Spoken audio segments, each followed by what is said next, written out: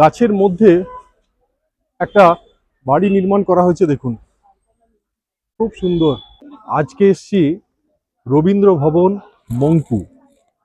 বেশ কয়েকটা জায়গাতে আজকে যাব, তার মধ্যে আজকে আমাদের প্রথম যে ডেস্টিনেশন বা গন্তব্যস্থল সেটা হচ্ছে রবীন্দ্র ভবন মংপু। তাহলে চলুন।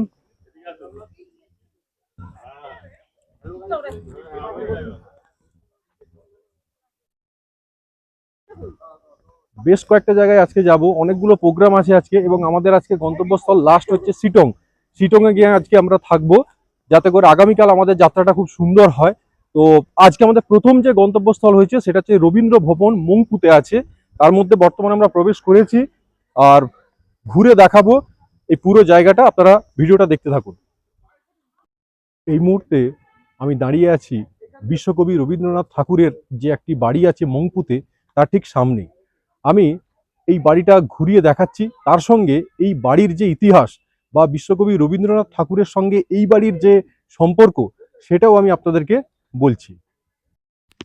মংপুর এই গৃহ একটি কুইনিন বিশেষজ্ঞের বাড়ি। সিংকোনার এই পরিবেশ স্থাপতিক মনোরম বললে শৈলীর গৃহ ছিল ডক্টর মনমোহন সেনের অফিসের কোয়ার্টার। কাছেই কারখানা। মৈত্রী দেবী ও তার স্বামী ডক্টর সেন এখানেই কাজের সূত্রে বাস করেছেন। ডক্টর মনমোহন সেন ছিলেন কুইনিন বিশেষজ্ঞ, এই কারখানার দায়িত্বেও ছিলেন।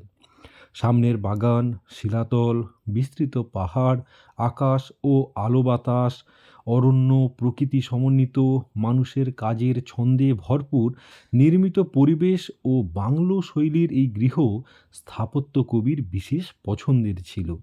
ছবি আঁকা ও লেখার ঘর, সামনে লম্বা বারান্দা, শয়নকক্ষ, স্নানঘর, বসবার ও আলাপ আলোচনা পরিসর মিলিয়ে এই গৃহ কবির জীবনে খুব স্থায়ী আমন্ত্রণ এনেছিল। কবিপুত্র অনন্য ডিজাইনার রথীন্দ্রনাথ কবির উপযোগী বিশিষ্ট আসবাবপত্র ও স্নানঘর নির্মাণ করেছিলেন। পূর্ব দিগন্তের সূর্য আলোর আতিথ্য নিয়ে পৃথিবীর কবিকে যেন অভিবাদন জানাতে প্রতিদিন নৃত্য সঙ্গে আসত। রবীন্দ্র স্মৃতিময় মংপুরে গৃহ রবীন্দ্রনাথের সৃষ্টিশীল আত্মজীবনের অবিচ্ছেদ্য একটি অংশ। এখন আছি মংপুতে। এখানে রবীন্দ্রনাথ ঠাকুর যে কয়েকটা বছর এসেছিলেন সেই ভিডিওটাই আমি আপনাদেরকে দেখাচ্ছি। তার সঙ্গে আমি আরেকটা জিনিস দেখাচ্ছি, একটা ট্রি হাউস। সেরকম একটা ট্রি হাউস আমি আজকে আপনাদেরকে দেখাচ্ছি। এই দেখুন, বিশ্বকবি রবীন্দ্রনাথ ঠাকুর মংপুতে যে বাড়িতে থাকতেন, এটা সেই বাড়ির সামনেই একটি ট্রি হাউস। কিভাবে গাছের মধ্যে একটা বাড়ি নির্মাণ করা হয়েছে, দেখুন খুব সুন্দর। আর ওইটা হচ্ছে রবীন্দ্রনাথ ঠাকুরের বাড়ি, আর এইটা হচ্ছে ট্রি হাউস। ফ্যান্টাস্টিক। এই যে ঘরটা দেখছেন, এটা হচ্ছে গেস্ট হাউস। যদি আপনারা কখনো মংপু আসেন এবং কোথায় থাকবেন যদি ভাবছেন, তাহলে আপনারা কিন্তু এইখানে থাকতে পারেন। ঠিক তার বাম দিকে এই যে ট্রি হাউস, ট্রি হাউসের ঠিক অপোজিটেই আছে গেস্ট হাউস। আর ওই সাদাটা হচ্ছে বিশ্বকবি রবীন্দ্রনাথ ঠাকুরের বাড়ি। রবীন্দ্র ভবন থেকে বেরিয়ে আমরা একটি খরস্রোতা নদীর সাথে আলাপ করতে গেলাম। আপনারাই দেখুন তার গতিবেগ। এই মুহূর্তে দাঁড়িয়ে আছি একটা হ্যাঙ্গিং ব্রিজের ঠিক পাশেই। আমার পেছনে যে দেখতে পাচ্ছেন ব্রিজটা, এটাই হচ্ছে হ্যাঙ্গিং ব্রিজ, এবং নিচ দিয়ে প্রবল গতিতে বয়ে যাচ্ছে একটি পাহাড়ি নদী, এবং তার গর্জন এখান অব্দি আপনারা প্রত্যেকেই সুস্পষ্টভাবে শুনতেই পাচ্ছেন। তো নিচে কয়েকজন গেছে পর্যটক, তো আমরাও চেষ্টা করব ওইখানে যাওয়ার এবং আরো কাছ থেকে এই নদীটির নদীটির অবস্থা উপভোগ করার চেষ্টা করব। একটু কাছ থেকে দেখিয়ে দিচ্ছি আপনাদের। এটি হলো সেই হ্যাঙ্গিং ব্রিজ বা ঝুলন্ত সেতু।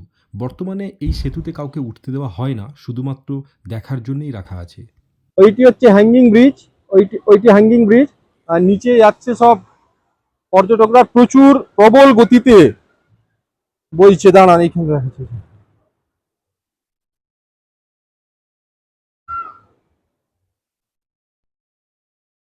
নদীর যে কি পরিমাণ গর্জন হচ্ছে সেটা আপনাদেরকে আমি বলে বোঝাতে পারবো না। জানি না আমার স্পিকারে কিরকম কি আসছে আওয়াজ একটু দেখাবার চেষ্টা করি।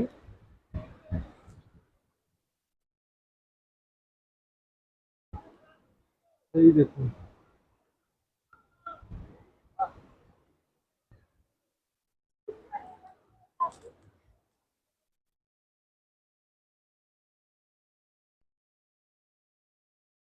এই মুহূর্তে আছি সেই খরস্রোতা একটি নদীর একদম প্রান্তরে।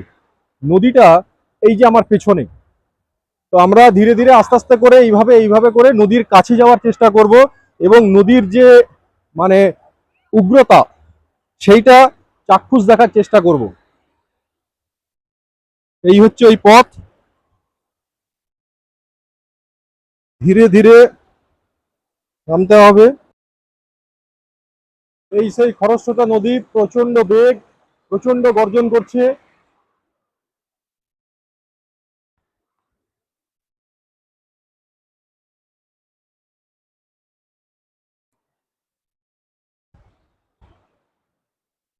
একটা জিনিস দেখাই, এর নিচটা দেখুন একদম স্বচ্ছ পরিষ্কার।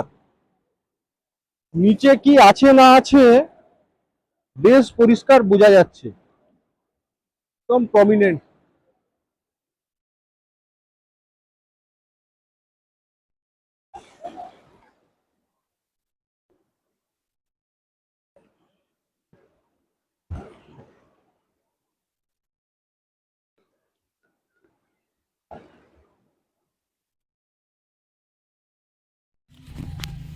আমরা শিটং যাওয়ার উদ্দেশ্যে রওনা হয়েছিলাম, কিন্তু এইখানে রাস্তা সংকীর্ণ, যার ফলে আপ অ্যান্ড ডাউন উভয় দিক থেকে গাড়ি এসে রাস্তা আটকে দিয়েছে। তাই আমরা এই রাস্তা বরাবর নিচে এসে একটু অপেক্ষা করছি। রাস্তা যখন একটু পরিষ্কার হবে আমরা আবার শিটংয়ের উদ্দেশ্যে রওনা দেব। আপনারা সঙ্গে থাকুন, পুরো ভিডিওটা দেখতে থাকুন। এখানেই শেষ করলাম আমার উত্তরবঙ্গ সফর। পাহাড়ের সাথে আমার মেলবন্ধন এই প্রথমবার হলো। ভিডিওটি ভালো লাগলে আপনারা লাইক, কমেন্ট এবং শেয়ার করুন। চ্যানেলটি সাবস্ক্রাইব করে আমার পাশে থাকুন। খুব তাড়াতাড়ি দেখা হচ্ছে পরের একটি ভিডিওতে। সকলে ভালো থাকবেন, সুস্থ থাকবেন। নমস্কার।